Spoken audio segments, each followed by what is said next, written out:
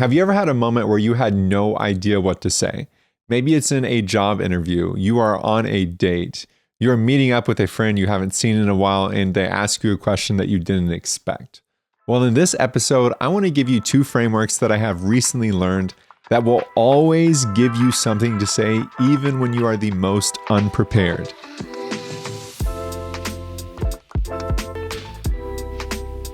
Welcome to the Talk to People podcast. This is your host, Chris Miller. And I have been doing something, it's 2026, that I want to do more of, and that is invest in myself and my ability to bring you all more value on the Talk to People podcast. So I'm reading more books, and I just spent $250 to invest in myself by joining a communication academy. I have a goal this year to be able to help more people hands-on with communication advice and consulting. So before I really hop out there, I want to be able to look around to see what works best and what other people are doing who have already done really well in this space. So one of the things I'm doing is going to different communication academies or resources online, even meeting with people in person or over the phone to get coached myself. And this past week, I learned 2 frameworks that I thought would be a perfect podcast episode to give to you. Because one of the biggest questions and fears that people bring to me is, what do I do if someone comes up to me, they ask me something, and I'm not prepared? I don't know what to say. I have to speak off the cuff.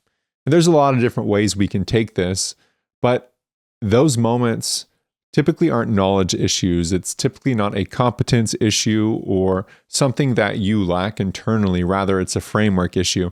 If you have frameworks that you can call on and then put whatever information you need in those frameworks, then you'll always be able to answer the questions. Behind me, I have a picture of the Human Torch. If you're watching on Spotify, the video podcast, then you're able to see that as well as on YouTube. The reason why I have the Human Torch behind me is because I want you to be like the Human Torch in any moment. Something the Human Torch can do is immediately he's on fire. And I want you to immediately be on fire in any conversation, in any interview you're on, in any question or answer panel, any date you go on. I want you to be able to turn this on, turn into the Human Torch, and answer the perfect and best question you can answer with an awesome, compelling, whoa, how'd you do that? You must have prepared a lot answer. Okay, here we go.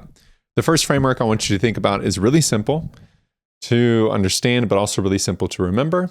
And that is the 1, 2, 3 framework. What's the importance of frameworks? The importance of frameworks is that you're listening to this podcast now, or you're watching this podcast, so that whenever you actually need the framework, you can pull it out. So right now, you don't need the framework. You're just listening, you're watching, you're studying. I like to call it working on your off time, so your on time is as good as it can be, right? So as I explain this framework to you, maybe you need to write it down. Maybe you need to pause the podcast and try it out for yourself with a different question, with a different context, so that you know how to use this framework, and then resume the podcast, and then we'll go to the next framework. But I really want to stress the importance of figuring out frameworks that work for you. So maybe these frameworks aren't your frameworks, but it's good for you to know. That way you can check them out. And maybe they are your framework that you add to your toolkit and you use it later this year, and it helps. It helps a lot. So the first framework, 3, 2, 1. Here's how I want you to remember it. 1 thing, 2 types, 3 steps. I'll give it to you backwards. 3 steps, 2 types, 1 thing. So we're going to practice this framework with different questions that you could ask me. Copper mines. Okay, I don't know anything about copper mining. But if someone were to ask you, Chris, what are your thoughts on copper mines? You can say, the one thing about copper mines is they are full of really precious, super useful material that everyone needs. So we need to really value copper mines. Okay, maybe I am doing this wrong because I should probably talk about things that I know about. but I tried the framework with something I don't know about. So just to complete the framework, okay, tell me about copper mines. Okay, well, there's two types of copper mines you need to be thinking about. The first type of copper mine is domestic. Domestic copper mines have a lot of legality and regulation. Then there's international copper mines. International copper mines are a bit more Wild West. They are typically more productive because they have less labor laws, which results in a cheaper product. But there may be some risk whenever you invest or purchase copper from international copper mines because you have no idea what is being put into that product. And if you invest in an international copper mine, you may lose some of your investment because they may have some legality issues. Okay, so the first answer I did was the one thing you need to know about copper mines is it's a precious material that everybody uses, so we really need to value them. The second thing I said was two types. Well, there's two types of copper mines. There's international and then there's domestic. And then to give you the framework a little bit more, the 3 steps. So you can either say one thing, two types, or 3 steps. So Chris, what do you think about copper mines? Well, 3 big things about copper mines. The first thing we need to be thinking about is it's such a precious metal that we need to do everything we can to ensure we are keeping copper mines nearby. We are utilizing them with peak efficiency because at some point we will run out of copper. The second thing we need to be thinking about is educating our youth about the importance of copper and seeing if there's ways that we can make more of what we already have. Are there scientific processes out there that, like alchemy, can create more copper out of a little copper? And then the third thing is once we have that copper, how are we partnering with engineers and product developers to make the copper go as far as it can go? Are there ways that we can optimize it, that we can replace copper with an alternate component that can do just as well, yet has even more supply? Okay, so that's 3 steps. So I'm going to do this with something I actually know. I wanted to kind of start out of the box to challenge myself. I ended up doing okay, but I panicked at first. Okay, so if someone says, Chris, tell me about communication, then I say, the one thing you need to know about communication is it's less about yourself and more about your audience. The best communicators I see aren't the ones that are thinking about the perfect things to say. They're the ones who are thinking about making the audience feel the best way they can. I want you to be able to recognize your audience recognition, rather than caring less about yourself. And what you'll find is you will be less nervous because you're not thinking about what's going on in you. You are actually able to watch something else, project the care outward, project the nerves outward, so you can think about your audience. So I answered that question by saying the one thing about communication. Now, if they say, Chris, tell me about communication, then I can say, well, 2 types of communication I want you to be thinking about. The first is interpersonal communication. That's you talking with the people around you. It can be something as simple as a conversation with a coworker, or you can be in a small group conversation at a city hall meeting, talking about something that is really high stakes, or at the dinner table, talking about something more intimate that may be more private. The other side of communication is intrapersonal communication. That's what's going on inside. It's one of the most underrated, but one of the most important parts of communication, because if you can explain and express why you are feeling the emotions you're feeling, or what you truly want to say, what your inner voice is telling you to say, and how to best connect with the people around you, you will be a better communicator. Okay, so that's 2 types. So I said one type of communication is interpersonal communication. Another type is intrapersonal. A note to you as I'm doing these frameworks, I could be saying a whole bunch of other things. I could have said 2 types of communication is face-to-face communication and then digital computer-mediated communication.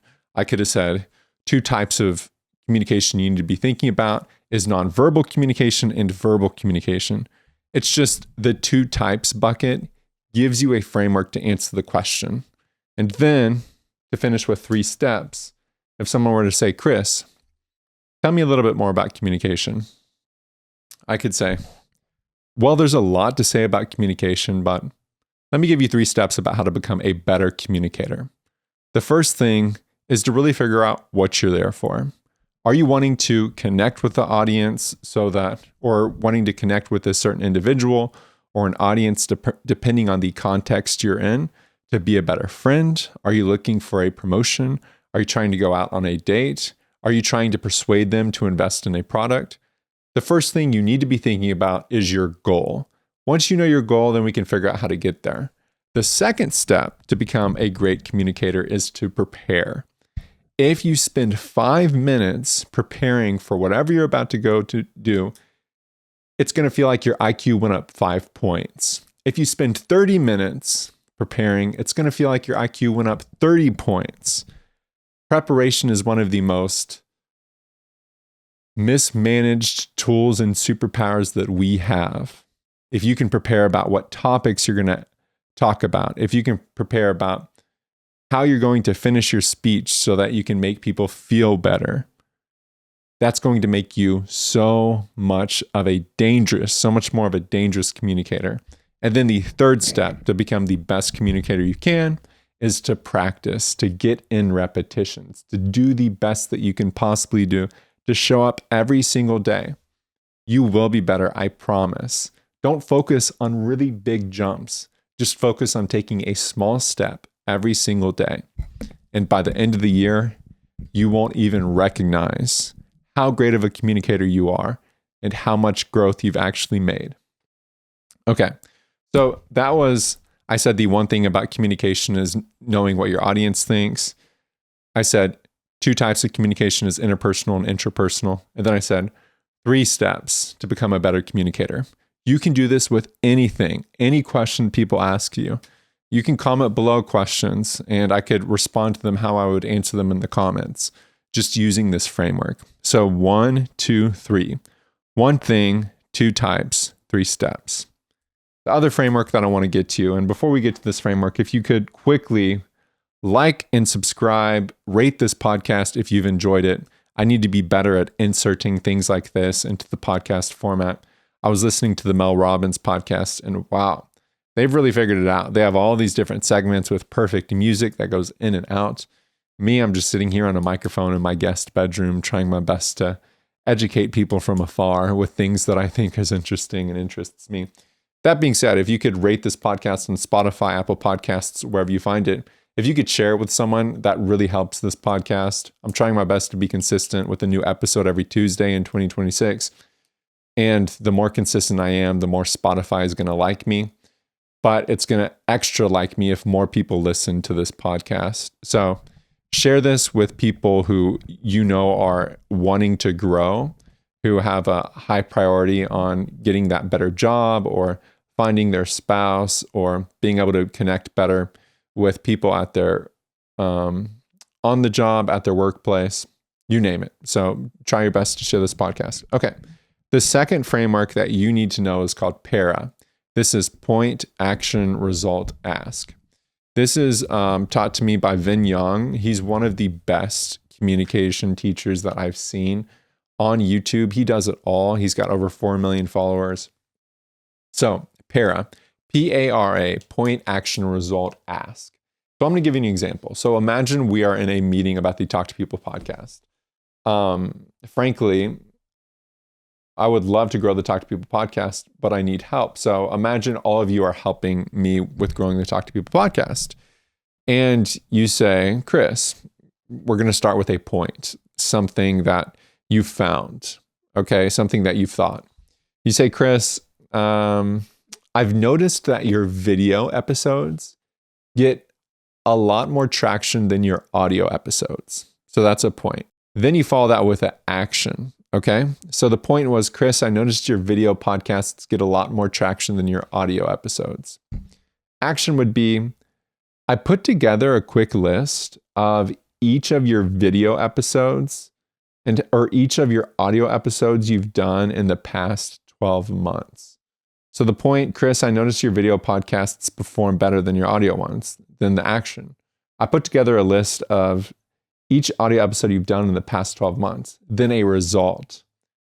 The result that we're going to use for this episode or for this example is what I found is that there are 10 different episodes in that audio episode list that I think we could tweak slightly and have big returns if we release on video.